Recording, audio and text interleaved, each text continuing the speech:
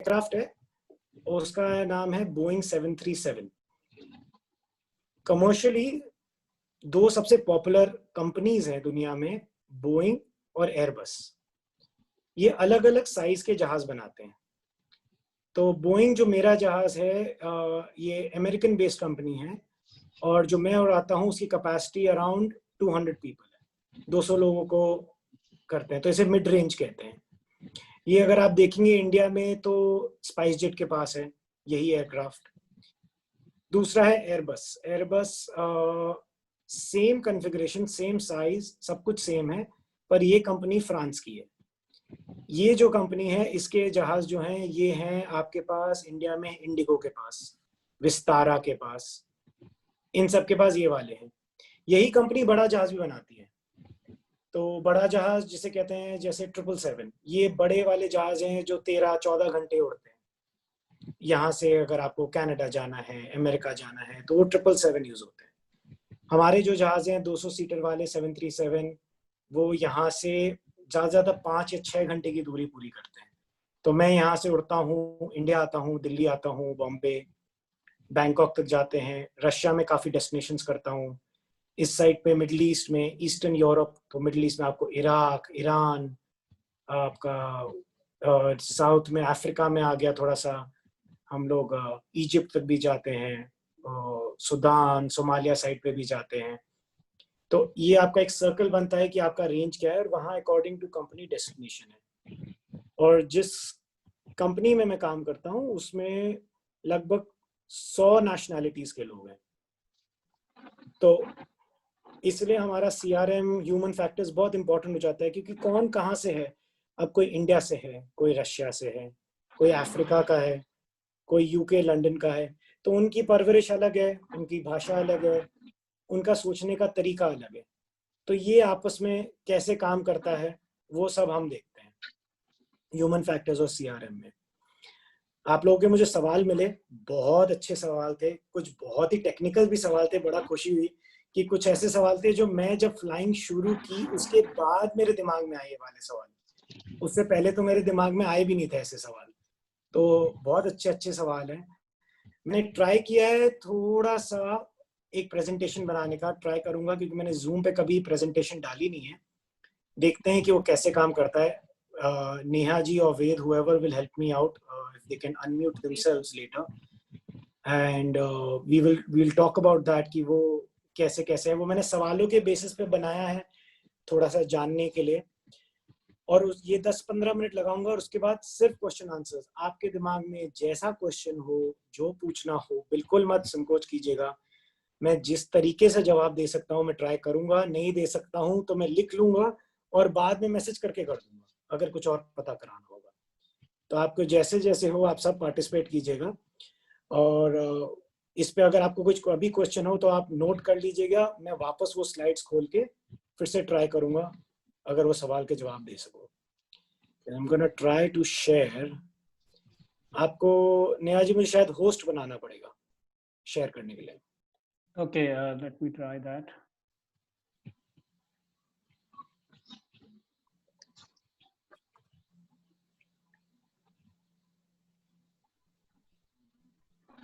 Yes, try now. Okay, let's see. Yeah, I can access.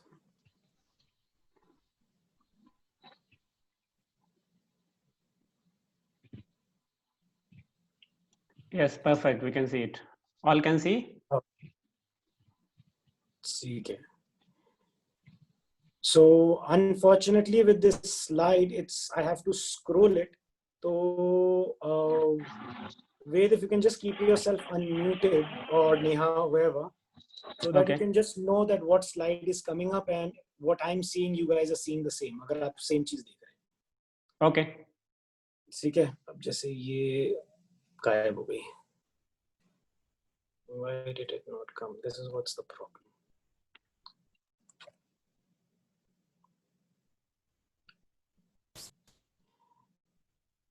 Okay, now is this moving?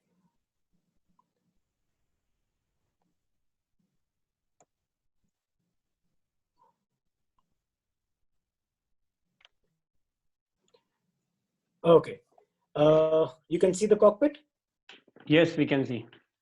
Okay. ये बार बार गायब हो रहा है, अभी भी आपके दिख रहा है, मेरे तो गायब हो रहा है. It says a dialogue among friends. Okay. Now we can see cockpit, yeah. ठीक है, तो ये मेरा कॉकपिट है जिसमें मैं उड़ता हूँ.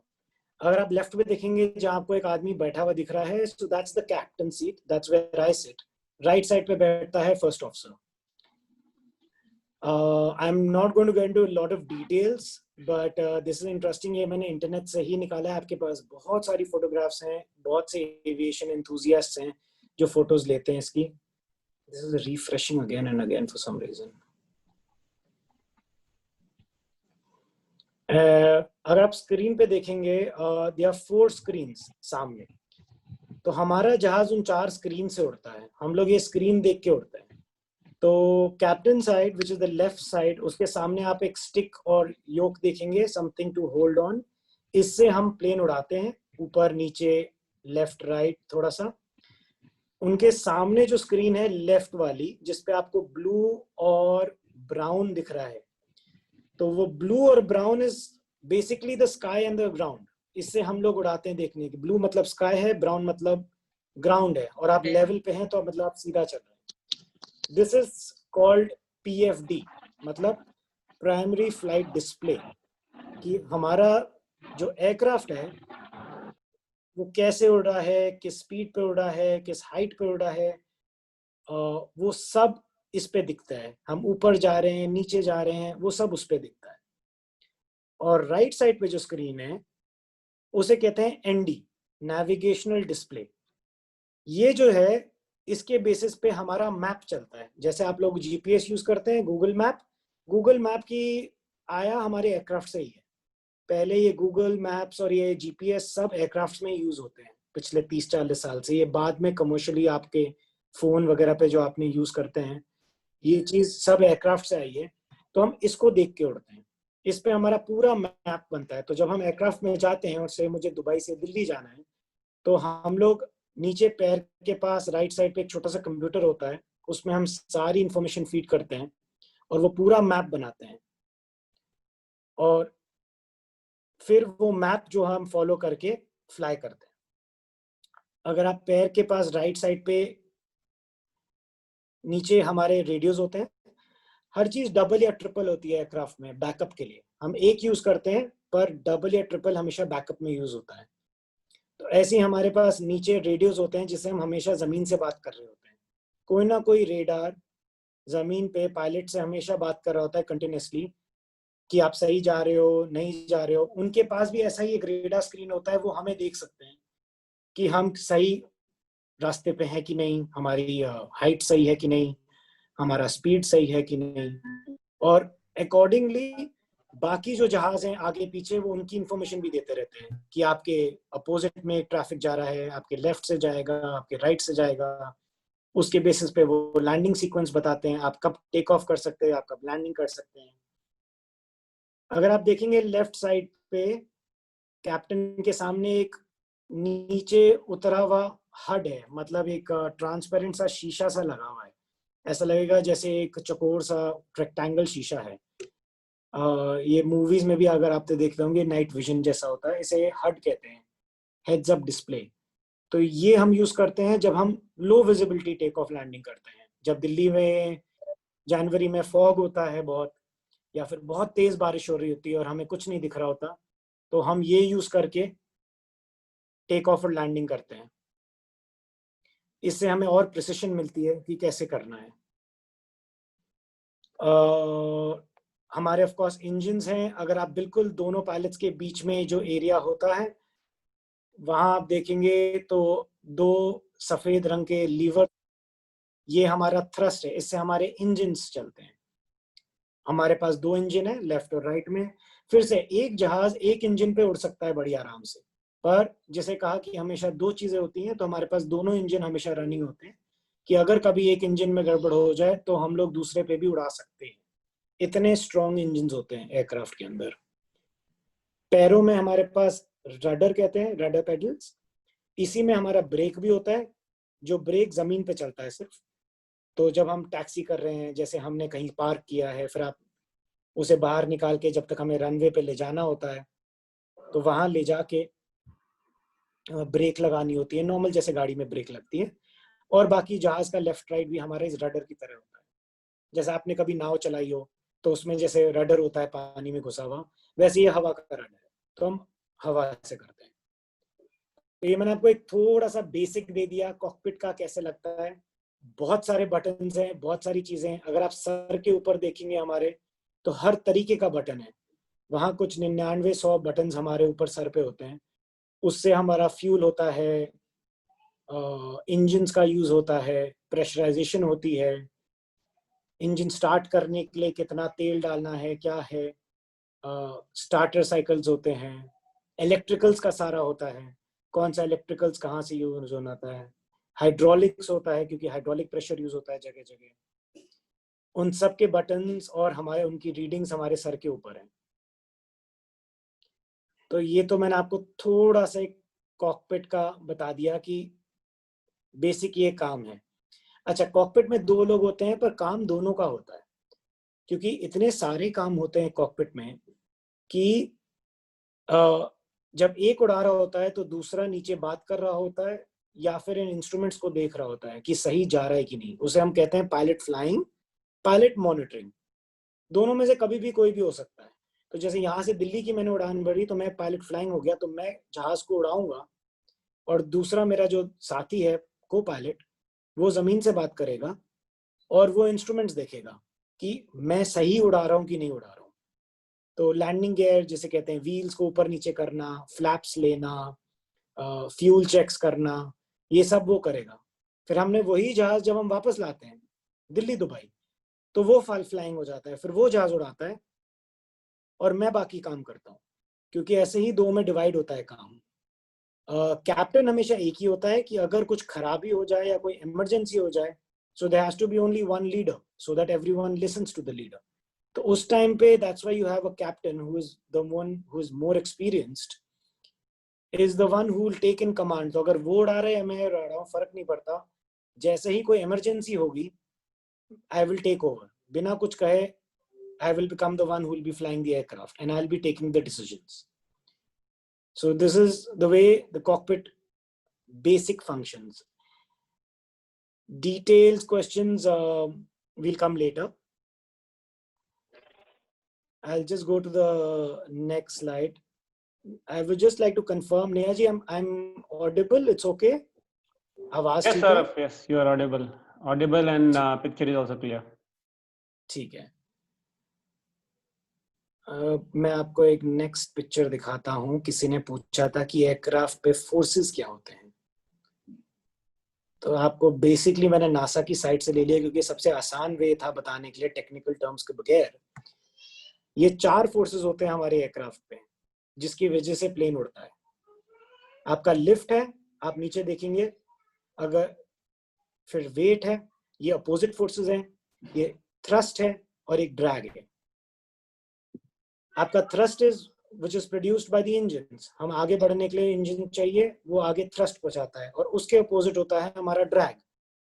तो आपका drag is nothing but your resistance. So आपका रेजिस्टेंस जो है वो आपका ड्रैग होता है, हम लोग उसे ड्रैग कहते हैं। अलग अलग तरीके के ड्रैग होते हैं, वो डिटेल्स में नहीं जाते। तो जब आप नीचे देखेंगे थ्रस्ट ड्रैग से बढ़ जाता है तो आप प्लेन आगे बढ़ेगा, जब ड्रैग थ्रस्ट से बढ़ेगा तो प्लेन स्लो हो जाएगा। Similarly when we have to fly the plane, we have to increase our lift to the weight.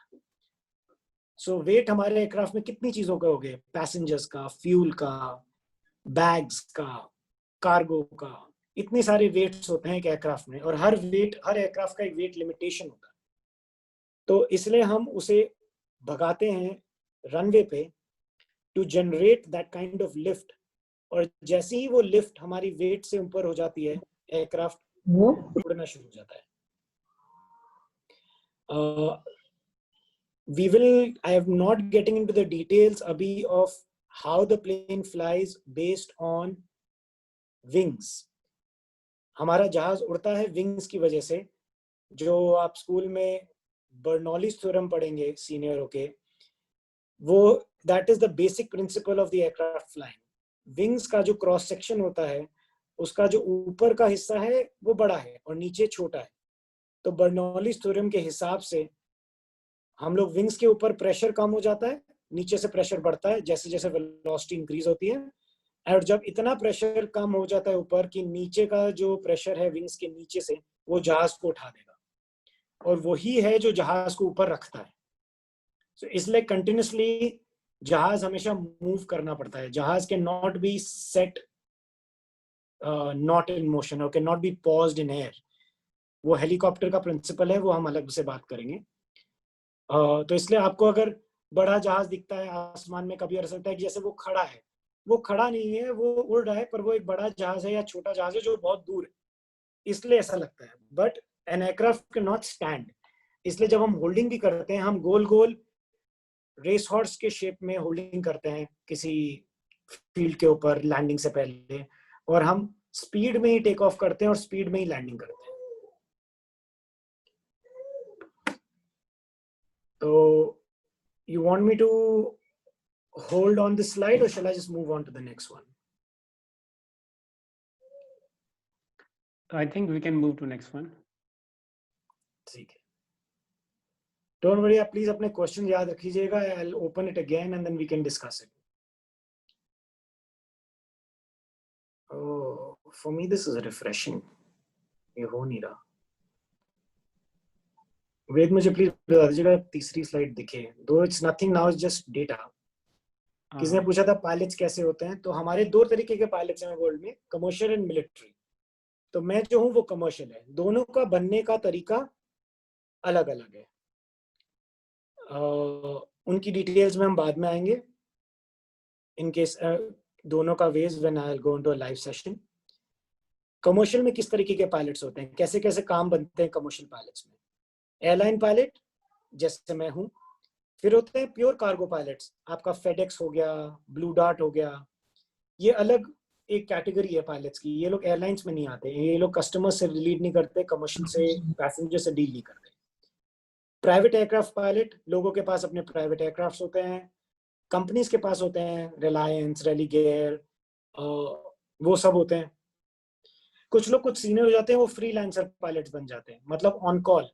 वो लोग कुछ महीने काम करते हैं, अपना लाइसेंस खुद मेंटेन करते हैं, और फिर ऑन कॉल की समथिंग इज कॉल्ड लाइक फेरी. जैसे खाली जहाज ले जाना है ठीक होने, तो दिल्ली से वो जहाज इंडोनेशिया जाना है ठीक होने, इंडोनेशिया में ठीक होगा, तो बहुत बार उसमें फेरी पायलट को बुलाते हैं कि आप प्लीज हमारा ये जहाज ले जाइए, वहां ठीक करा के वापस ले आइए. तो वो फ्रीलांसर पायलट्स कहलाते हैं. And of course then the last is helicopter pilots. Helicopter pilots again दोनों कमर्शियल में भी है, मिलिट्री में भी है. ये लोग सबसे ज्यादा काम करते हैं. जैसे आपने सुना होगा वैष्णो देवी की चढ़ाई में हेलीकॉप्टर यूज होने लगे हैं, चार धाम दर्शन में हेलीकॉप्टर यूज होने लगे हैं. ये सब कमर्शियल हेलीकॉप्टर पायलट्स हैं. अगर आपके रिग्स होते हैं, जैसे आपके ड्रिलिंग एंड ऑयल का होता है, we'd would know a lot about them. यहाँ हेलीकॉप्टर पायलट्स होते हैं जो आपको लैंड से सी तक ले जाते हैं ड्रिलिंग साइट्स पे. तो ये कंपनीज भी हायर करती हैं.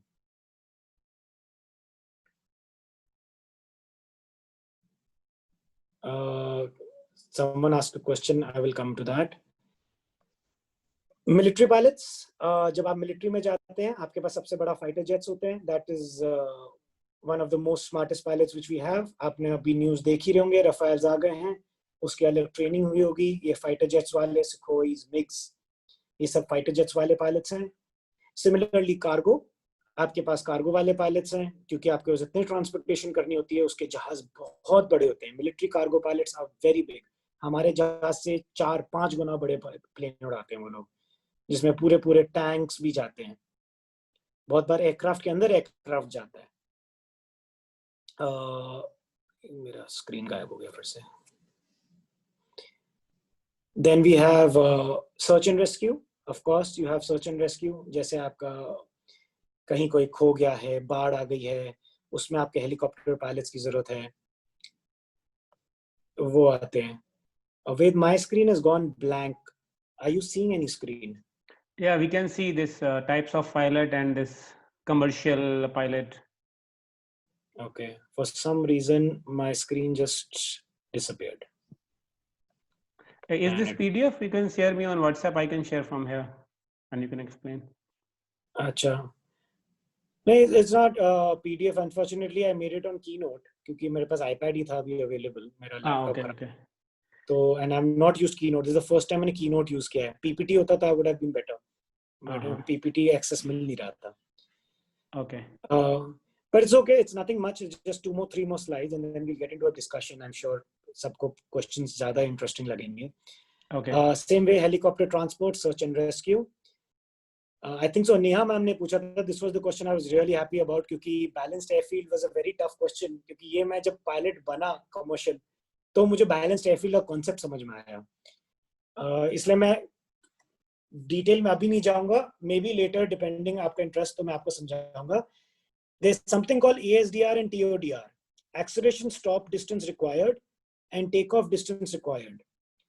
तो जब हम टेक ऑफ कर रहे होते हैं किसी भी जगह पे, दिल्ली से, दुबई से, रशिया में, मॉस्को से, हर टाइम हमारा सेम लेंथ नहीं लगता रनवे का एक एयरक्राफ्ट को उड़ाने का. There are many factors जो डिसाइड करता है कि हम कब उड़ान भरें या फिर हम कितना थ्रस्ट दें, हम कितना इंजन को थ्रस्ट दें उड़ाने के लिए, और उसके बेसिस पे हमारा बैलेंस फील्ड लेंथ बनता है. एक्सेलरेशन स्टॉप डिस्टेंस मतलब अगर हमारा टेक ऑफ करते हुए हमें एकदम से जहाज रोकना पड़े, लास्ट मोमेंट पे सोचो कि कुछ गड़बड़ हो जाए और मैंने डिसाइड किया अबॉर्ड कि मुझे टेक ऑफ नहीं करना, तो मेरे पास कितना रनवे बचेगा ये एयरक्राफ्ट रोकने के लिए, वो मुझे कैलकुलेट करना पड़ता है.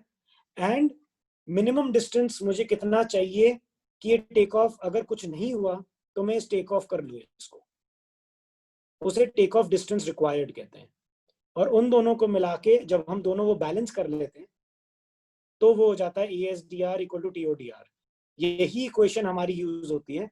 बल्कि आई गॉट माई लैपटॉप, मैं आपको अपना कंपनी लैपटॉप दिखाऊंगा कि कहाँ कैसे कैलकुलेट करते हैं उसे, अगर आपको देखना होगा. And that depends on many things. So the next slide, which as usual is not working for me, I'll just give me a second. Depends on many things. I'll just quickly list them on what it depends on. तो हमारा weight of the aircraft, type of the aircraft, बड़ा है छोटा है, thrust, हर engine का अपना एक rating होता है कितना वो thrust दे सकते हैं. फिर things even like temperature of airfield, elevation, density, surface conditions, obstacle clearance, noise abatement, slope. तो सेम कंडीशन में दिल्ली में 50 डिग्री में उड़ाने की अलग बात है और सर्दियों में 5 डिग्री में उड़ाने में अलग बात होती है. एलिवेशन, दिल्ली का हाइट है 777 फीट अबव, दुबई का है 42 फीट, तो वो है, उससे एयर की क्वालिटी फर्क होती है. ऐसे ही लेह में बहुत ज्यादा है हाइट है, तो उसकी वजह से हवा बहुत पतली है, तो हमें बहुत ज्यादा रनवे चाहिए क्योंकि हवा ही नहीं है हमारे पास लिफ्ट क्रिएट करने के लिए. सरफेस कंडीशंस, रनवे स्मूथ है, वेट है, उस पे स्नो गिरी हुई है. हम बर्फ में जब जाते हैं लैंड करने हैं, कजाकिस्तान, किर्गिस्तान, यहाँ जब लैंड करते हैं वहां बहुत बर्फ पड़ती है, उसके हिसाब से हमारा रनवे स्लिपरी हो जाता है, तो उसके हिसाब से हमें बहुत जल्दी उड़ना पड़ता है, हम ज्यादा देर स्नो में नहीं रह सकते एयरक्राफ्ट के साथ. ऐसे अलग अलग चीजें हैं. स्लोप, कभी कभी टेढ़ा होता है रनवे, आगे पीछे ऊपर नीचे थोड़ा सा होता है, डिपेंडिंग कहाँ कैसे बनाया है. नॉइज अबेटमेंट, अगर सिटी के पास है तो हमें बहुत जल्दी ऊपर उठना है जिससे सिटी में हमेशा आवाज नहीं आती रहे. अगर दूर है तो हम आराम से उड़ सकते हैं क्योंकि सिटी दूर है तो लोग डिस्टर्ब नहीं होंगे. ये यूरोप में ज्यादा काम आता है नॉइज अबेटमेंट प्रोसीजर्स. एंड ये मैंने बस छोटा सा किया था बेस्ड ऑन क्वेश्चन, जो से आपको इंटरेस्ट हो जाए कि क्या है. We'll get into the question answer session because even this is not working. And just a quick quote.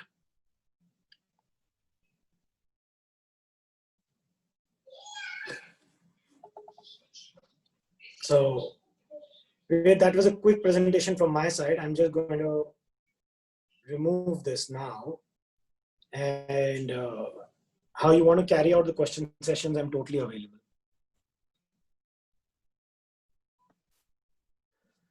Okay, so we'll go now question one by one. Okay. Neha ma'am, if you are there, you can take it up from here. Yes, sir. Sir अब मैं चाहूंगी हमारे school के सभी teachers एक एक करके अपने अपने क्वेश्चन पूछें, अपने बारे में बताएं. सो लेट मी स्टार्ट करते हैं. KG1 Sabita ma'am. Hello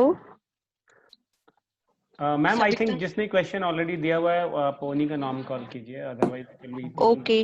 next आप please Manju. keep your introduction very brief because we'll run out of time. We want to या give more time to questions. Yeah. Yes sir. Manju ma'am.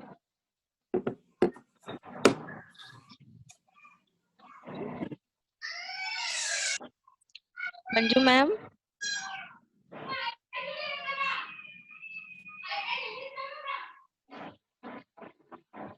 I think ma'am, you can start with your questions so that other can prepare. Okay sir. अभी रेखा ma'am है. रेखा ma'am आप अपना कुछ question पूछना चाहती हैं तो पूछ सकती हैं.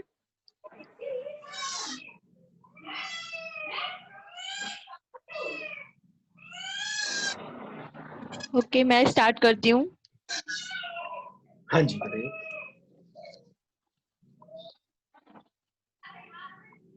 मंजू मैम का क्वेश्चन था.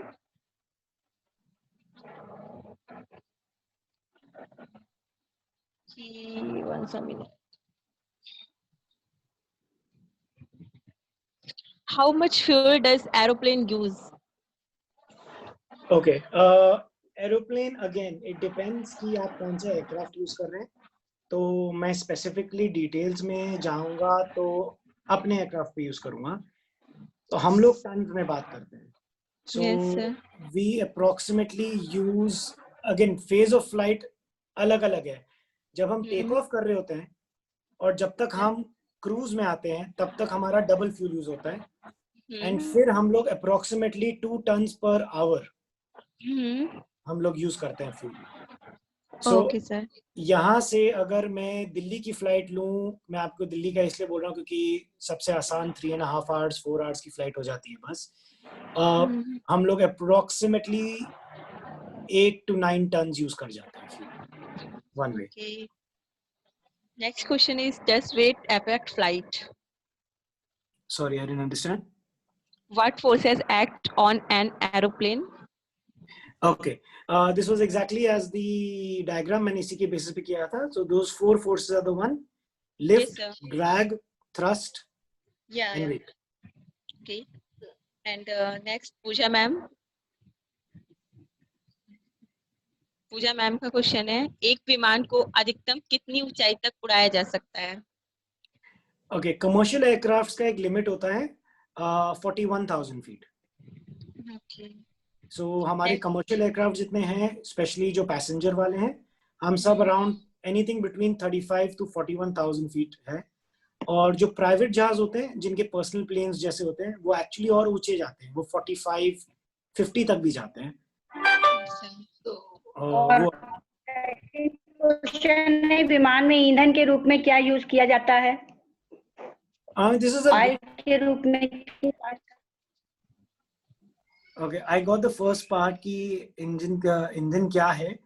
सो ये एक फ्यूल डेरिवेटिव है. A1V इसे कहते हैं एविएशन फ्यूल है.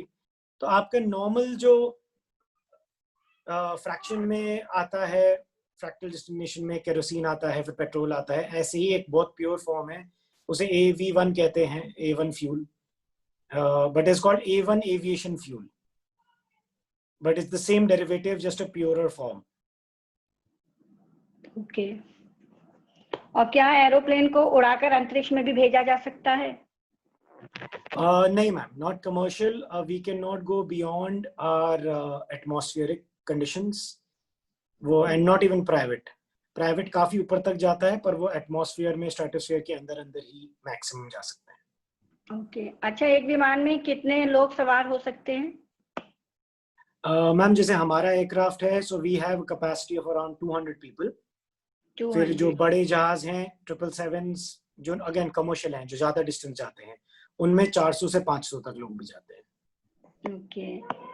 जब आपने पहली बार प्लेन उड़ाया था तो उसका जो अनुभव आपको हुआ था, उसका अनुभव हम लोग के साथ थोड़ा सा साझा कीजिए, जब पहली बार आपने फ्लाइंग किया था। अच्छा मैम, पहली बार जब मैंने फ्लाइंग की थी 2005 में, तो हम लोग की जब ट्रेनिंग होती है, जी।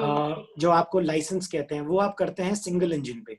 बहुत छोटा सा जहाज होता है सिंगल इंजन। अगर कोई लिखना चाहे, अगर आप इंटरनेट पे सर्च करें, तो I started on something called C-152 और सेस्ना 152। ये ट्रेनिंग जहाज होते हैं। ये सिर्फ 2 सीटर होता है, बहुत स्लो होता है, बहुत छोटा सा जहाज होता है।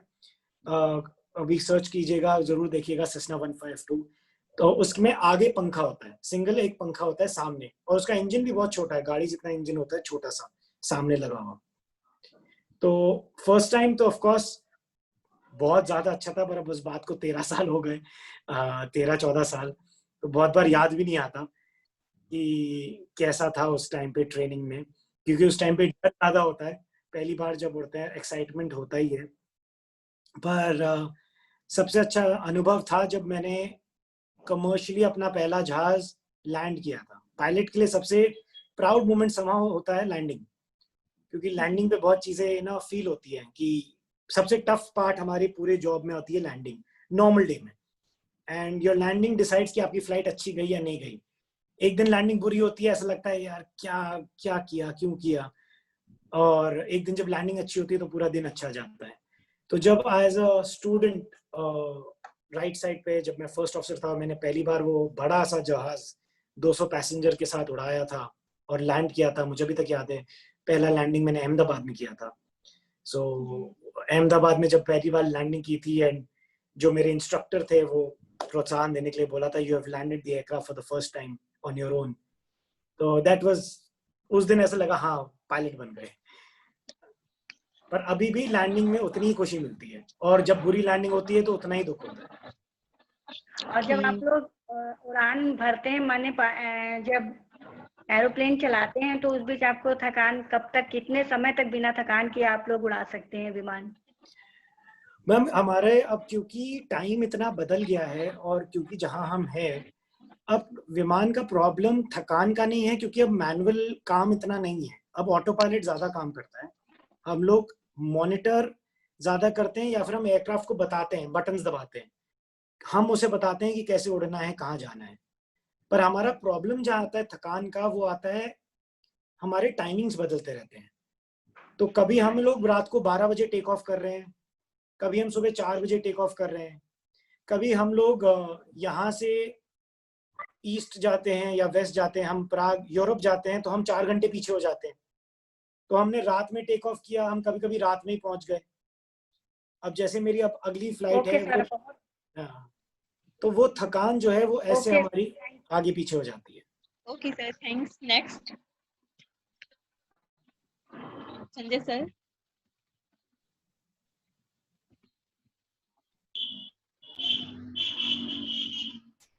Hi everyone, hello. this is Sanjay, and first of all, I would like to pay thanks my chief guest for giving his valuable time, and also my owner sir for providing such a chance. And thanks all of you. And I humbly request to my chief guest that please tell what is the basic essential qualification to become a pilot. अच्छा, sir, the basic qualification actually is just required is 10+2, and in that you need maths and physics. 11th and 12th May you need maths and physics to start flying. It's all a lot of market demand, and that's in the region. It depends on again demand and supply, पर basic qualification आपकी 10+2 ही है। Europe side पे या थोड़ा और waste में जाके कहीं कहीं आपको डिग्री रिक्वायरमेंट होती है प्रेफरेंस में, कि वो प्रेफर करते हैं कि आपके पास साइंस बैकग्राउंड की कोई डिग्री हो, पर वो रिक्वायरमेंट में नहीं आती, वो प्रेफरेंस में आती है। Okay, sir. Thank you. And sir, what is should be age limit? Age limit, sir age limit as such कोई नहीं है, बिकॉज पायलट लाइसेंस जो है वो एक लाइसेंस है जो आप खुद अपने ले रहे हो, जैसे गाड़ी का लाइसेंस है। तो आप अगर प्राइवेटली करोगे तो जैसे गाड़ी का लाइसेंस लिया वैसे अपने फ्लाइंग का लाइसेंस लिया। बट एयरलाइंसेस में overall age limit is 30. Practically, it's 30, the maximum which you can enter. Sometimes it goes up to 35 based on your background and qualifications, but 30 is actually the age limit. Okay sir, thanks. And sir एक question मतलब मनोविज्ञान से संबंधित है sir, तो हाँ जी, मैं बताइए। याद सर क्वेश्चन ये है कि बच्चों को जैसे जिज्ञासु प्रवृत्ति का कैसे बनाया जाए कि बच्चे हमेशा उनमें सीखने की ललक रहे, हमेशा कुछ जानने की एक इच्छा रहे, ऐसा बच्चों को मतलब कैसे बनाया जाए, या आई थिंक हम लोग भी ऐसा हो सकें, तो प्लीज थोड़ा इस पर. सर ये तो बहुत मुश्किल सवाल इसलिए कहूंगा कि हर बच्चे की अलग पहचान होती है, हर बच्चे की अलग जिज्ञासा होती है. इट डिपेंड्स कि बच्चे का इंटरेस्ट कहाँ है. Of course it all comes to lot to our education system, but problem क्या होती है कि किसी का बच्चा मैथ्स में अच्छा है तो किसी की आर्ट में, किसी का पढ़ाई में मन नहीं है पर प्रैक्टिकल काम में बहुत ज्यादा मन लगता है. तो इसलिए वो ढूंढना कि उस बच्चे को इंटरेस्ट किस चीज में है, एक तो वो. और दूसरी चीज इज अगर हम बच्चों को ये समझा सकें कि इस चीज का आगे फायदा क्या है. हम बहुत बार क्योंकि टाइम की कमी से, आप मुझे पता है टीचर्स के पास कितना प्रेशर होता है कि पढ़ाना भी है, कॉपी भी चेक करनी है, घर भी देखना है, कितने सारे काम होते हैं. पर अगर हम वो थोड़ा टाइम निकाल के बच्चों को ये बता सके कि आप जो ये पढ़ रहे हैं इसका फ्यूचर में कैसे यूज होना है इन रियल लाइफ, तो बच्चा खुद सोचेगा कि अच्छा आज मैं अगर मैथ्स पढ़ रहा हूँ या मैं फ्रैक्शंस पढ़ रहा हूँ और ये चीजें पढ़ रहा हूँ, how will I use it in the future. अगर हम 11th-12th में इंटीग्रेशन डिफरेंशिएशन पढ़ रहे हैं, हमें ये नहीं पता इंटीग्रेशन डिफरेंशिएशन क्या होता है और क्यों पढ़ रहे थे. पर अगर कोई ये समझाए कि आपके रॉकेट्स भी उसी बेसिस पे बन रहे हैं कि जब आप प्रोटोटाइप छोटी सी चीज का बनाएंगे और आप जब उसे इंटीग्रेट करके उसे लार्ज स्केल पे यूज करने वाले हैं और आप फिर एक रॉकेट बना सकते हैं वही चीज यूज करके जो हमने मैथ्स पढ़ी है 11th-12th में, तो फिर उसे समझ में आएगा कि अच्छा इसका लॉन्ग टर्म बेनिफिट कुछ है. तो वैसे is one of the ways to make sure कि इट इज नॉट कि बस एग्जाम पास करने के लिए पढ़ना है, उसका फायदा क्या है आगे. उसमें हर बच्चा जो जो इंटेलिजेंट मतलब जैसे जैसे उसका इंटरेस्ट बनेगा वो समझ जाएगा कि मैं इसे आगे कैसे यूज कर सकता हूँ.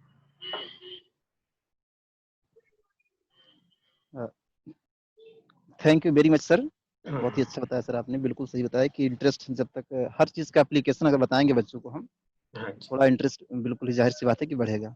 Thank you sir. No problem.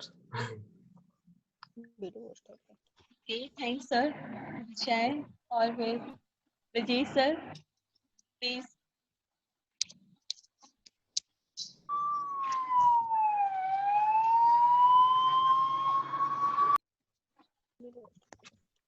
I think Brajesh sir के कनेक्शन में कुछ प्रॉब्लम है.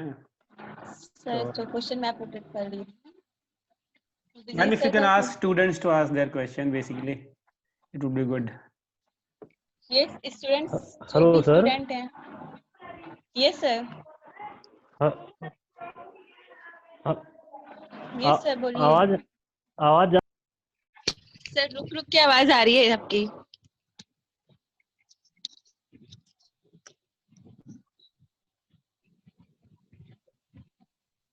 Hello hello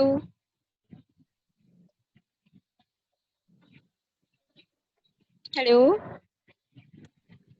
Yes, ma'am. This Oppo A11K जो भी है, इन्होंने अपना हैंड रेज किया है. Yes, sir. इनसे Sir. बोलिए अपना क्वेश्चन पूछें. जिसका Okay. भी मोबाइल है Oppo A11K अपना क्वेश्चन पूछ सकते हैं. Okay. Please put up question. Oppo A1. मेरे को नाम नहीं पता बट मोबाइल यही दिखाई दे रहा है उनका. बेटा इसमें इस Oppo A11 शायद एक्चुअली शायद मीरा मैम का है सर. उत्सव आपको कोई क्वेश्चन पुट अप करना है? उत्सव. Yes ma'am. Okay start. Sir हम आपसे ये पूछना चाहते हैं इस समय कि जैसे कि अगर हम समझ लीजिए एरोप्लेन जैसे हम उड़ा रहे हैं, जैसे फाइटर जेट ही मान लीजिए उड़ा रहे हैं, तो मतलब कि अगर उसकी सुरक्षा में कोई कमी रह गई है, मतलब कि वो अगर उसमें आग वाग लग जाए या फिर कोई तरह के कारण मिल जाए, और तो हमें बचाव कैसे करेंगे? जैसे हाल ही में विंग कमांडर अभिनंदन वहाँ पाकिस्तान में नहीं गिर गए थे, तो सर वो कैसे गिरे, मतलब कि उन बचे कैसे जब वो पूरा वो ब्लास्ट हो गया था उनका फाइटर जेट, तो मतलब कि कैसे वो बचाव किए अपना? अच्छा आशु, ये बहुत अच्छा सवाल है। हम लोगों की ट्रेनिंग ऐसी होती है, हम लोगों को हर तरीके का इमरजेंसी का ट्रेनिंग देते हैं। दिस समथिंग कॉल्ड सिमुलेटर, एक डब्बा सा होता है, सिमुलेटर ट्रेनिंग कहते हैं। हमारा साल में 2 बार होता है ये, और ये 5-5 घंटे का एक दिन, और हम एक बारी में 2 दिन बैठते हैं। तो मतलब हर 6 महीने में 10 घंटे हम उस डब्बे में बैठते हैं, जो बिल्कुल जहाज की तरह होता है। वो पूरा ऐसे आगे पीछे हिलता है। अगर आपने वो वीडियो गेम्स देखे होंगे कहीं जाके, ऐसा लगता है कि आप वो चश्मा पहन के VR वाला पूरा घूम रहे हैं। तो हम रियल लाइफ का ऐसा, हमारे पास बहुत बड़ा इंस्ट्रूमेंट होता है जिसमें हम बैठते हैं, मेरे पास फोटो नहीं है, सिमुलेटर की। उसमें हमें हर चीज की ट्रेनिंग दी जाती है, और साल में 2 बार दी जाती है। तो जैसे इंजन में आग लग गई तो क्या होगा, व्हील अगर फट गया तो क्या होगा, हमारा दबाव, हवा का दबाव खत्म हो गया तो क्या करेंगे, अगर हम 2 लोगों में से एक को कुछ हो गया तो फिर कैसे हैंडल करना है जहाज को। तो ऐसे अलग अलग चीजें, हमारी सिनेरियोज बदलती हैं, और बहुत सारी सिनेरियोज होती हैं, बहुत सारी तरीके की, और उन सब की ट्रेनिंग दी जाती है A to Z। तो हम लोग काफी हद तक ट्रेन होते हैं इन सब चीजों में करने के लिए, उस पर्टिकुलर टाइम पे अकॉर्डिंग टू इमरजेंसी। आग लगना, फ्यूल खत्म होना, फ्यूल की टंकी में अगर पंचर हो गया, फ्यूल खत्म हो गया तो क्या करेंगे। तो ऐसे हम लोग हर 6 महीने में करते हैं, और इसी के एक्सपीरियंस के बाद करते करते करते कैप्टन बने, और फिर आप ऑनलाइन आते हैं। तो वो सबका ट्रेनिंग है। आजो आप म्यूट हो। सर कोई एक एग्जांपल दीजिए अपनी तरफ से, मतलब जैसे अगर प्लेन में अगर पीछे से अगर आग लग जाए तो मतलब कि हम क्या करेंगे, जैसे बचाव करने में हम क्या सहायक है, कोई उसमें कोई सुरक्षा की चीज है जिसको हम, जैसे बटन वगैरह होते हैं उसमें, तो हाँ देखिए, डिपेंड करता है। देखिए, क्योंकि हमारे पास केबिन क्रू भी होती हैं, केबिन क्रू भी ट्रेंड होती हैं आग से फाइट करने के लिए, और हमारे पास बहुत से अलग अलग तरीके के फायर एक्सटिंग्विशर भी होते हैं। इंजन्स के अंदर भी 2-2 फायर एक्सटिंग्विशर होते हैं, और हमारे पास कॉकपिट के अंदर बटन्स होते हैं जो फायर का लेवल बताते हैं कि ये सिर्फ हीट है या फायर है। तो हमारे अलार्म बजते हैं कॉकपिट के अंदर। अगर जैसे इंजन में फायर लगी है, तो लेफ्ट इंजन में लगी है एग्जाम्पल, तो लेफ्ट इंजन का एक फायर बजता है, लाल रंग का एक बड़ा सा बटन होता है, वो जलता है, और एक लाउड वॉइस आती है फायर अलार्म की तरह। उसके बाद हमारे प्रॉपर प्रोसीजर होते हैं, उसको दबाना, फिर फायर एक्सटिंग्विशर को पुल करके यूज करना, वो सब कॉकपिट में से कंट्रोल होता है, और उसका एक प्रॉपर प्रोसीजर है जो लिखा हुआ है हमारे पास। हम उसको फिर बुझाते हैं, फिर इंजन को बंद कर देते हैं, जिससे वो आग जो है वो फ्यूल तक ना पहुंचे। तो जितनी फ्यूल की जितनी भी लाइनें थी, हम उन सबको काट देते हैं वॉल्व से, जिससे वो आग फ्यूल तक ना पहुंचे। फिर वो इंजन बंद करके हम एक इंजन से जहाज को उड़ाते हैं, और फिर वो जल्दी से जल्दी नीचे आते हैं, और वही उसके एक पर्टिकुलर कोड्स होते हैं जो हम ग्राउंड को बताते हैं कि हमारा एक इंजन खराब हो गया है, अब आप सारे जहाज को बोल दीजिए मत उड़ो, हम लैंड करेंगे यहाँ। तो हम मेडे कॉल करके फिर हम लैंड करने की कोशिश करते हैं। ठीक है, hopefully that answers the question. ये सर हमारा एक क्वेश्चन मनोविज्ञान से भी है।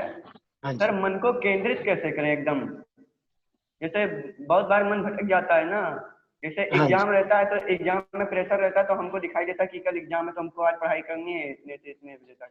तो मतलब कि कभी कभी ऐसा नहीं होता है कि जैसे एग्जाम बीत गया तो केंद्र भी हट गया, उस समय उतना पढ़ाई नहीं कर पाते हैं, और इधर उधर के चीजों में ज्यादा मन लगने लगता है। हाँ, इसको कैसे, मतलब मन को कैसे केंद्रित करें कि हमको लगे कि अच्छे से हम पढ़ाई करें?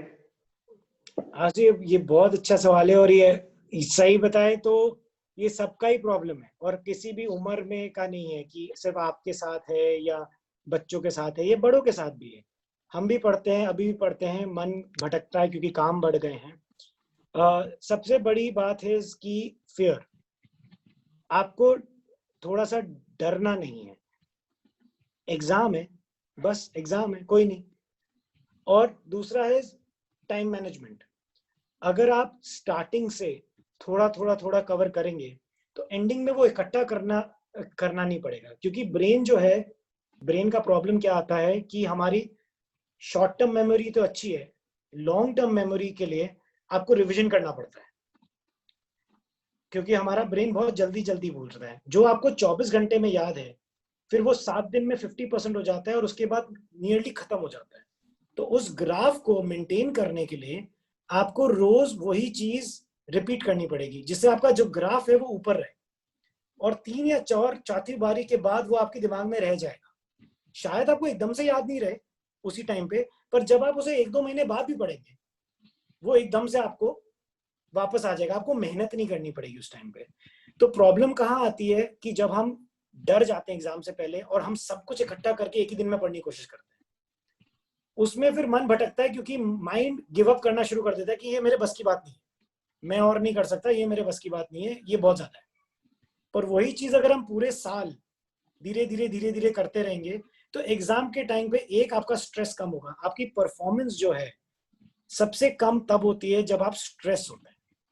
एग्जाम में देखिएगा, जो सबसे घबराए हुए होगा या जब से ज्यादा स्ट्रेस्ड होगा, उसको याद नहीं आएगा उस टाइम पे कि करना क्या है। अगर आप अपना स्ट्रेस लेवल कम रखें हल्का सा, उसमें आपकी परफॉर्मेंस खुद पे खुद ऊपर आ जाती है। क्योंकि अब मैं थोड़ा सा बैक में जाऊंगा साइकोलॉजी की वजह से, कि ये सब हमारा एवोल्यूशन की वजह से, हमारा विचार ऐसे हुआ है कि हम जब स्ट्रेस थे पुराने जमाने में, तब हमें जान का खतरा होता था, इसलिए हम स्ट्रेस होते थे कि भागे या लड़े, शेर आ रहा है तो भागे, सांप आ रहा है या लड़े। तो हमारा दिमाग अभी तक वैसा चल रहा है। तो जब स्ट्रेस होता है तो हमारा दिमाग बोलता है कि मैं भागूं या लड़ूं, या फिर मैं कुछ ना करूं, मैं नहीं पढ़ता।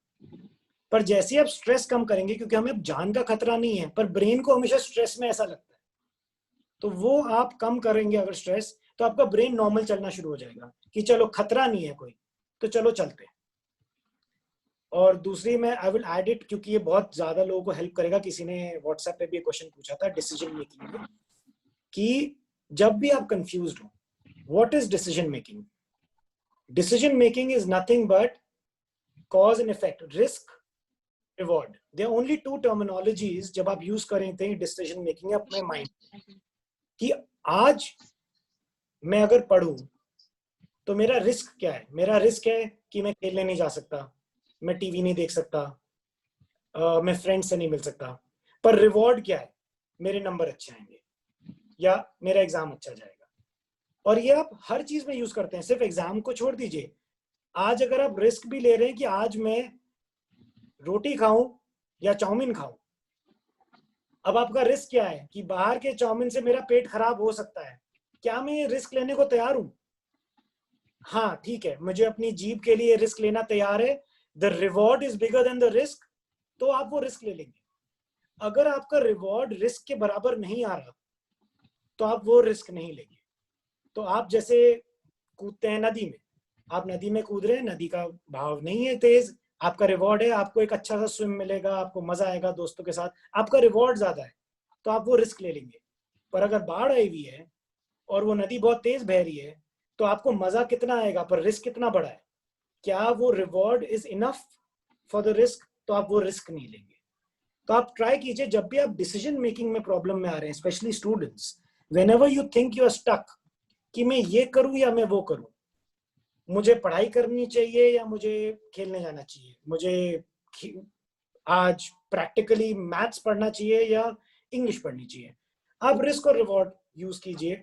ये एक बहुत सिंपल फॉर्मूला है एवरीडे के लिए, लड़ाई के लिए भी, रिलेशनशिप्स में। जब हम रिलेशनशिप सिखाते हैं, से आपके स्पाउस से, मतलब people who are married, teachers, spouse से लड़ाई हो रही है, या आपके अपने दोस्त से या बहन भाई से लड़ाई हो रही है, आप रिस्क और रिवॉर्ड देखते हैं कि इससे लड़के मुझे कुछ मिलेगा क्या, इसका कोई रिजल्ट हो सकता है। अगर रिजल्ट मिल रहा है तो लड़ो, कोई बात नहीं, पर अगर कोई रिजल्ट ही नहीं होना तो आप वो रिस्क एक रिलेशनशिप बिगाड़ने के लिए क्यों ले रहे हैं? ऐसे आप इसे कहीं भी यूज कर सकते हैं। आप थोड़ा थोड़ा अगर यूज करेंगे तो ये आपको पढ़ाई में भी हेल्प करेगा जब आपको पढ़ना पड़ेगा। आपके दिमाग ऐसा चलेगा, risk reward risk reward risk reward. So that is how it will help in decision making also. Hopefully that helps. That well answered. ये अच्छा लगा सर. Now और कोई स्टूडेंट्स हैं? दद्दन, आप कोई I think क्वेश्चन करना अभिषेक- चाहेंगे? अभिषेक कुछ पूछना चाह रहे हैं. अभिषेक शुक्ला.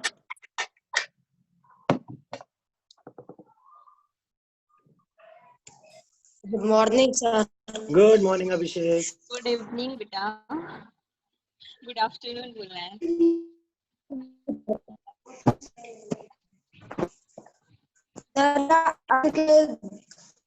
ग्रेविटेशन फोर्स के अंदर ही प्लेन उड़ाए जाते हैं. अभिषेक एक और बार पूछना, आपका आवाज कट गई थी.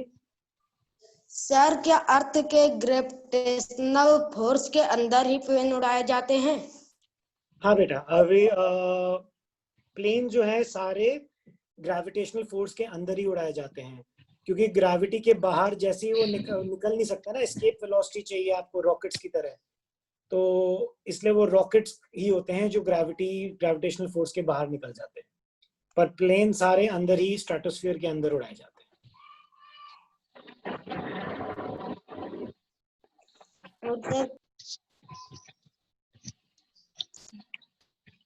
अभिषेक और कोई क्वेश्चन है आपका? अभिषेक अभिषेक अनम्यूट करो. आया. प्लेन को उड़ाते समय एक पायलट ही क्या जिम्मेदारी होती है? एक पायलट की क्या जिम्मेदारी होती है? Yes sir. पूरा जिम्मेदारी पायलट की है. आपको जैसे हम बता रहे थे पहले कि 2 पायलट हैं, तो एक प्लेन उड़ा रहा है उस टाइम पे, उसका तो सारी जिम्मेदारी है कि बाकी प्लेन्स कहाँ है, बाकी कितने डिस्टेंस पे है, कितनी दूरी पे उड़ा के आपको उसमें आपको अगर फोटो दिखाएंगे, कंट्रोल कॉलम खींचना होता है जिससे प्लेन उड़े. अगर उसे जल्दी खींच दिया तो प्लेन उड़ेगा नहीं, लेट किया तो रनवे खत्म हो जाएगा. फिर जमीन से बात करना कि किस तरफ जाना है, लेफ्ट टर्न करना है, राइट टर्न करना है, उसके व्हील्स जो हैं वो वापस ऊपर चले जाएंगे. तो ऐसे बहुत सारे काम होते हैं, कुछ हर 15 सेकंड में एक काम आता रहता है.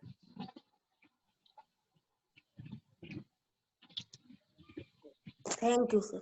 No problem. Gulshan Tiwari. Gulshan Tiwari. Good evening to all of you. Good evening. I study in the Central International School. I am a student of class 7th. Okay. Sir, plane को उड़ाने के लिए कम से कम कितनी दूरी का रनवे होना चाहिए? कम से कम दूरी का, जैसे मैंने स्लाइड शो में दिखाया था, बहुत डिपेंड करता है, पर सबसे कम अगर आपको चाहिए तो एटलीस्ट 3000 फीट मिनिमम.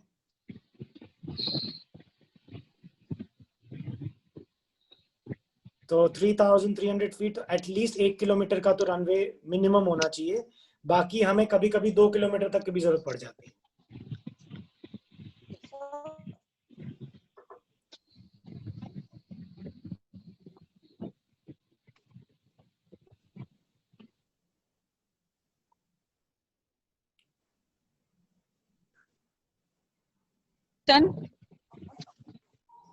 सर, ये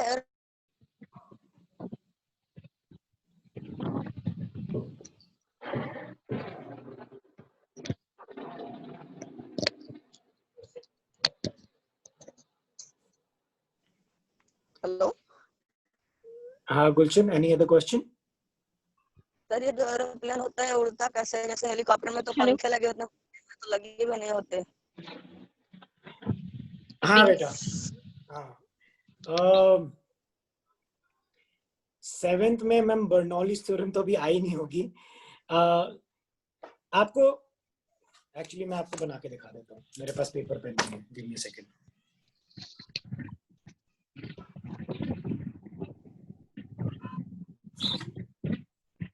आपको ये दिख रहा है? ठीक है, ये क्रॉस सेक्शन है विंग का. विंग्स जो होते हैं उनका शेप ऐसे होता है अप्रोक्सीमेटली. अगर यहाँ से जैसे हवा आ रही है, यहाँ जो आपको हवा मिलती है, हिट करती है विंग्स को, वो दो में स्प्लिट हो जाती है, इधर और इधर, पर इन दोनों को एक ही बारी यहाँ मिलना है। ठीक है, मैं अनफॉर्चुनेटली सीनियर क्लासेस का पढ़ाई करवा रहा हूँ, पर आपको बस बेसिक बता रहा हूँ कि कैसे चल रहा है। तो एक ही टाइम में, जैसे आप लगा लीजिए 2 सेकंड में ये हवा यहाँ पहुंचनी है और यही 2 सेकंड में ये हवा यहाँ पहुंच के मिलनी है। पर ये जो एरिया होता है ऊपर का, ये ज्यादा है, तो इसको बहुत तेज जाना होता है और ये तो हवा धीरे जाती है। तो यहाँ जो है प्रेशर जो है वो कम हो जाता है और यहाँ आपका प्रेशर बढ़ जाता है। और नीचे से जब बहुत ज्यादा ये हो जाता है, प्रेशर काफी बढ़ जाता है, and pressure equals to weight of the aircraft, तो ये आपको पुश कर देता है ऊपर। अगर आपको ध्यान हो, आप लोग जब गार्डन में या खेत में पानी देते हैं पाइप से, आपने नॉर्मल पाइप यूज किया होगा पानी देने के लिए, तो उसमें से पानी ऐसे करके गिर रहा होता है। पर अब अगर आपको दूर वाले पौधे में पानी देना है तो आप क्या करते हैं? आप अपना अंगूठा लगा देते हैं आधे पाइप पे जिससे वो दूर तक जाए। आप क्या कर रहे हैं? आप उसका प्रेशर बढ़ा देते हैं, आपको उसका एरिया कम करते हैं और उसकी वजह से प्रेशर की वजह से वेलोसिटी बढ़ जाती है और वो दूर चला जाता है पानी। वही चीज प्लेन में यूज होती है उठाने के लिए विंग्स के। ये थोड़ा सा हायर क्लास का है, पर मैं आपको हल्का सा बता रहा हूं कि आप जब आओगे 1-2 साल बाद पढ़ोगे तो आपको याद रहेगा कि प्लेन कैसे उड़ता है।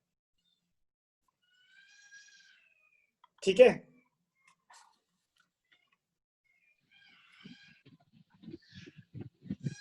ओके। उत्सव उत्सव आप एक क्वेश्चन और कुछ पूछना चाहते हैं? Yes ma'am. ओके, हाँ जी। सर ये मैकेनिकल इंजीनियर, जैसा कि हमने व्हाट्सएप के थ्रू देखा था कि आप मैकेनिकल इंजीनियर भी रह चुके हैं। हाँ जी।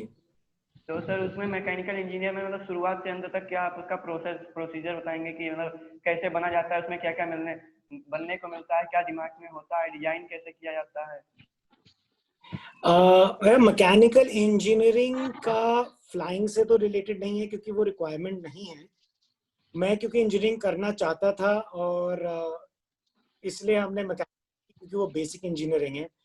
और जैसे मैंने एक्चुअली इस चीज का शुरुआत की थी, इसका आपको सबसे अच्छा गाइड वेद जी पढ़ेंगे, क्योंकि वेद मेरे साथ क्लासमेट थे मैकेनिकल इंजीनियरिंग में और हमारे क्लास के टॉप 5 स्टूडेंट्स में हमेशा वेद जी रहे हैं मैकेनिकल इंजीनियरिंग के सब्जेक्ट्स में, सब में। तो हम सब उनसे पढ़ते थे मैकेनिकल इंजीनियरिंग।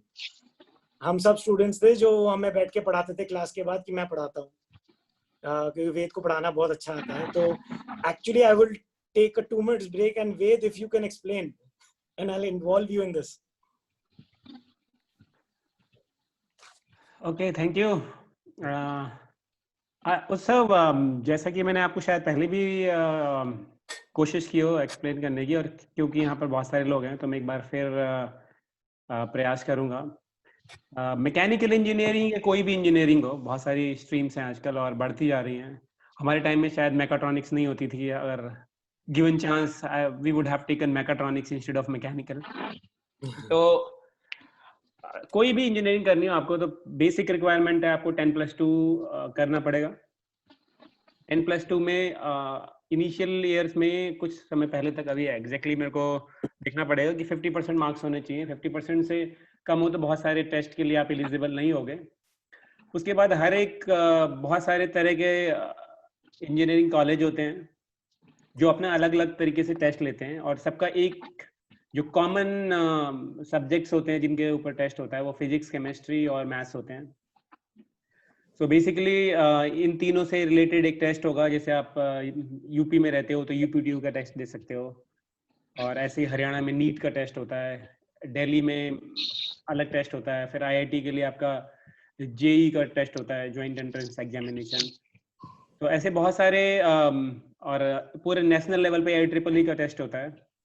तो उन टेस्ट को दे के जो आपका फिजिक्स, केमिस्ट्री और मैथ्स के बेसिस पे होता है, जो आप 10+2 और +1 में पढ़ोगे, तो उसके बेसिस पे आप टेस्ट दोगे और आपकी फिर रैंकिंग होगी। उस रैंकिंग के बेसिस पे अकॉर्डिंग टू डिमांड और सप्लाई कौन से कॉलेज में जितने ज़्यादा स्टूडेंट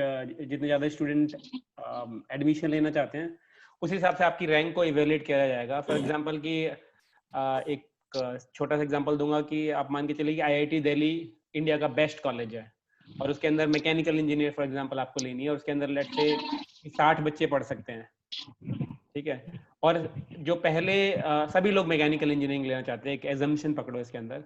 तो अगर आपकी रैंक जो है 1 to 60 के अंदर है तो आपको आईआईटी के अंदर दिल्ली के अंदर एडमिशन मिल जाएगा। अदरवाइज फिर क्या होगा कि फिर आपको दूसरा जो बेस्ट कॉलेज है उसके अंदर जाना पड़ेगा और सो एंड सो फोर्थ, कि डिपेंडिंग अपॉन कि आप कहाँ रहते हो, आपकी चॉइस क्या क्या है, आपकी रैंकिंग क्या क्या है, उसके हिसाब से आपकी काउंसलिंग होगी एंड उस काउंसलिंग के बेसिस पे आप इंजीनियरिंग में एडमिशन ले सकते हो। और ये खाली मैकेनिकल इंजीनियरिंग के लिए नहीं, ये सारे इंजीनियरिंग के लिए यही प्रोसेस है। अभी तक इंडिया में अभी नई एजुकेशन पॉलिसी है, उसके अंदर क्या चेंज हो जाए अभी हमें नहीं पता, लेकिन अभी एज ऑफ टिल नाउ यही प्रोसेस फॉलो किया जाता है। सर ज्यादा से ज्यादा कितने बच्चे ले सकते, मतलब लेते हैं हर साल? फॉर्म कितने बच्चे भरते हैं हर साल ज्यादा से ज्यादा? एग्जैक्ट नंबर तो मेरे को नहीं पता, but it is like more than 5 lakhs, 4-5 lakh student all over India बच्चे फॉर्म और भरते सर हैं। रैंकिंग क्या होनी चाहिए? जैसे हमको आईआईटी में स्कूल में हाँ, तो आईआईटी में वही मैं कह रहा हूँ, अगर आपने JEE का फॉर्म भरा है तो अगर आपको आईआईटी कौन सी आईआईटी लेनी है पहले ये भी डिपेंड करता है। जैसे फॉर एग्जांपल आईआईटी दिल्ली लेनी है और आपको फॉर एग्जांपल इलेक्ट्रॉनिक्स और कम्युनिकेशन या कोई भी अच्छी ब्रांच चाहिए तो may B I would say कि टॉप 1000 में रैंक होनी चाहिए आपकी।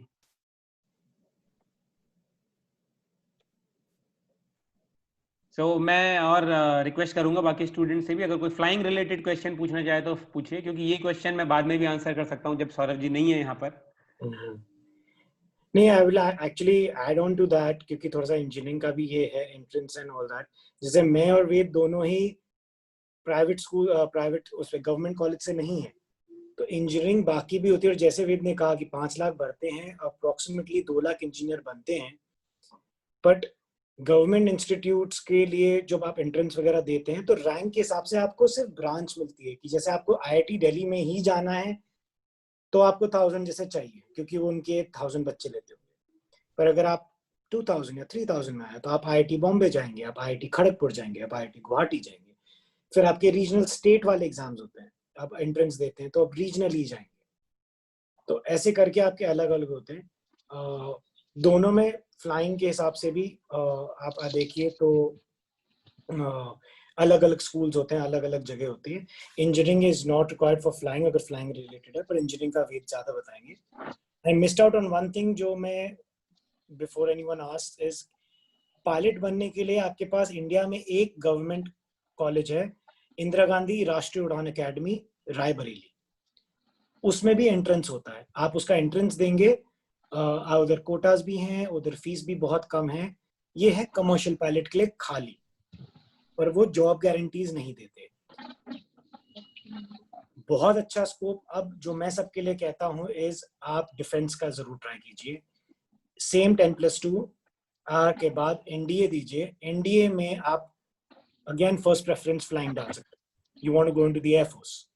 एयरफोर्स में आपको आप रिकॉर्डिंग में आपको दिख जाएगा कि कितने अलग अलग तरीके के पायलट्स हैं दुनिया में।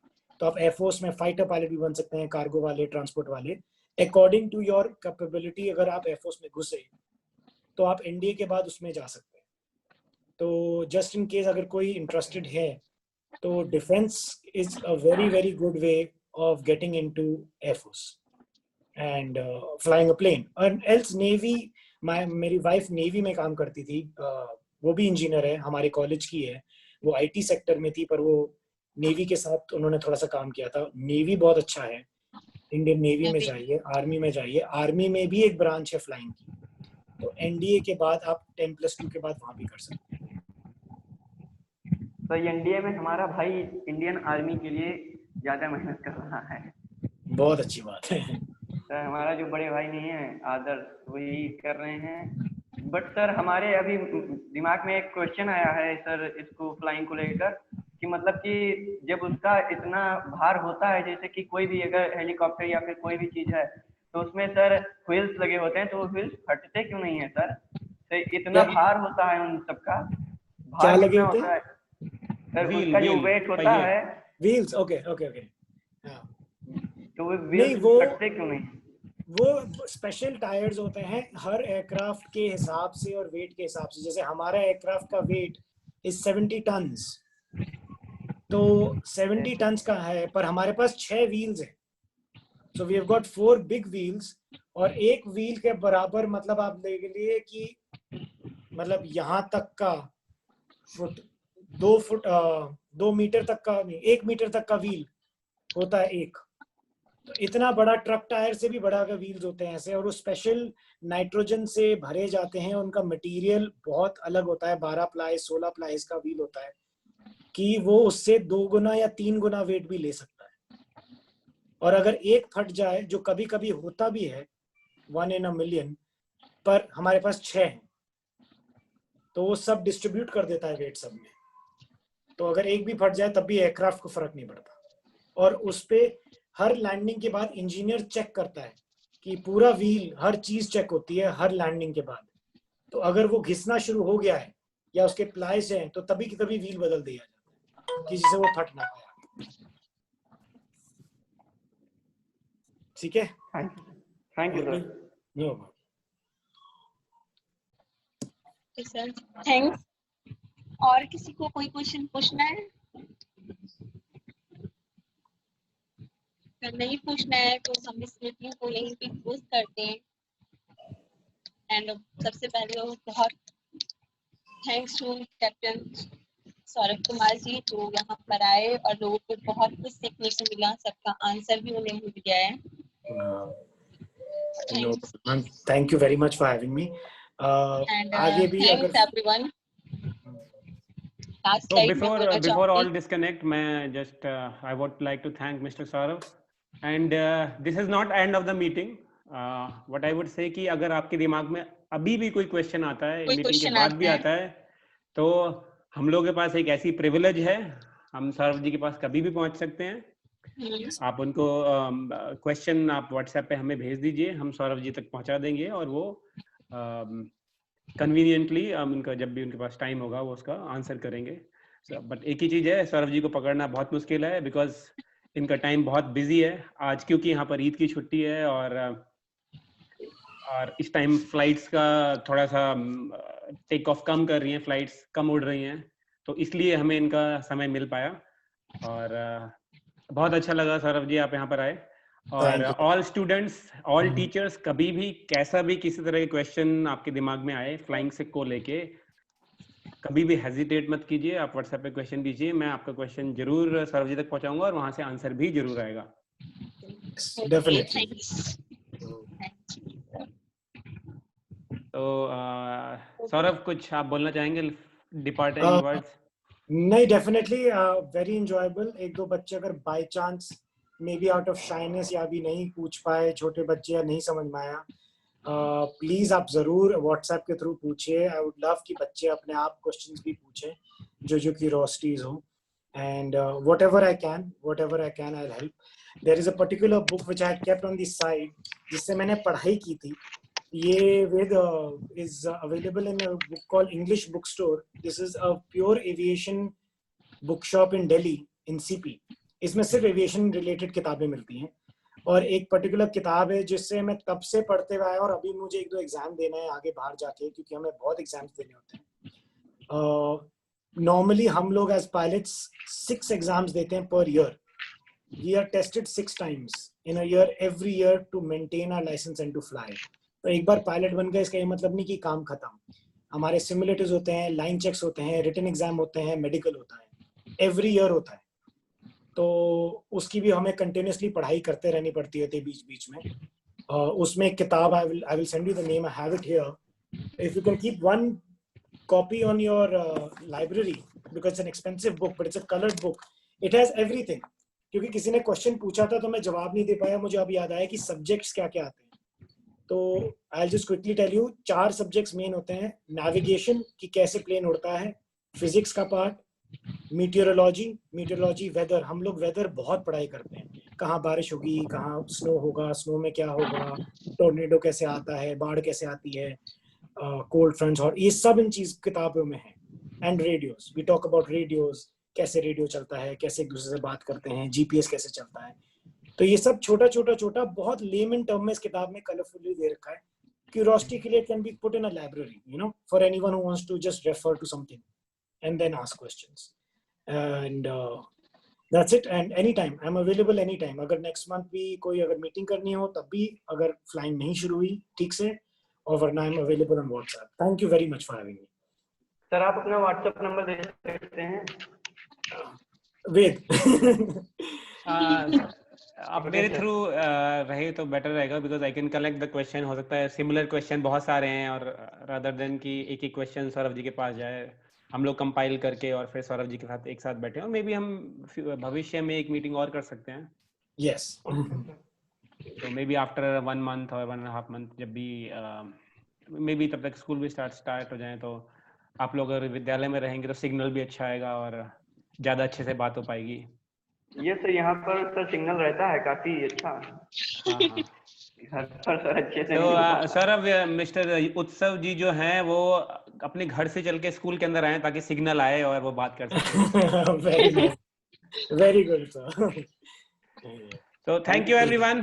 Thanks a lot for your time. Thank you. See you. Nice meeting everyone. Thank you very much. Thank you. Bye. Bye bye. Bye.